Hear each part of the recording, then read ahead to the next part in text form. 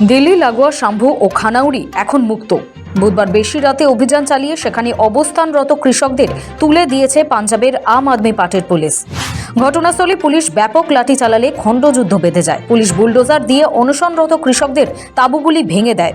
বহু কৃষক আহত হয়েছে অনেক পুলিশ কর্মীও। আটক করা হয় কৃষক নেতা জগজিৎ সিং দাল্লেওয়াল এবং সারওয়ান সিং পান্ধেরকে। নতুন করে উত্তাল হয়ে ওঠে শম্ভু ও খানাউড়ি সীমানা।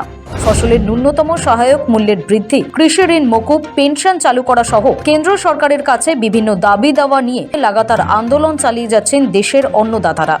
চাপ বাড়াতে গত 26শে নভেম্বর থেকে আমরণ অনশন করেছেন কৃষক নেতা জগজিৎ সিং দাল্লেওয়াল। শুরুর দিকে চিকিৎসা নিতেও রাজি ছিলেন না তিনি।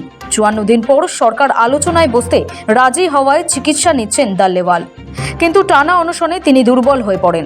আক্রান্ত কৃষকদের অভিযোগ, দুদিন আগেই আপ সরকার জানিয়েছিল কৃষক আন্দোলন দমনের কোনো ইচ্ছা তাদের নেই।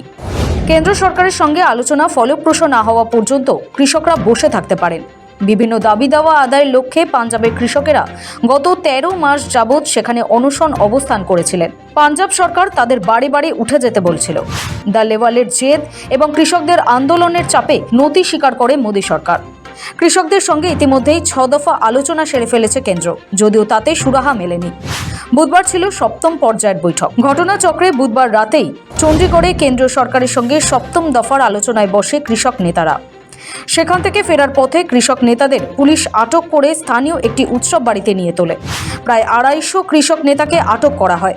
বিক্ষোভ দেখানো শুরু করে কৃষকরা। পরিস্থিতি নিয়ন্ত্রণ করতে কৃষক নেতাদের আটক করা হয় মোহালিতে। ব্যুরো রিপোর্ট, সময়, কলকাতা।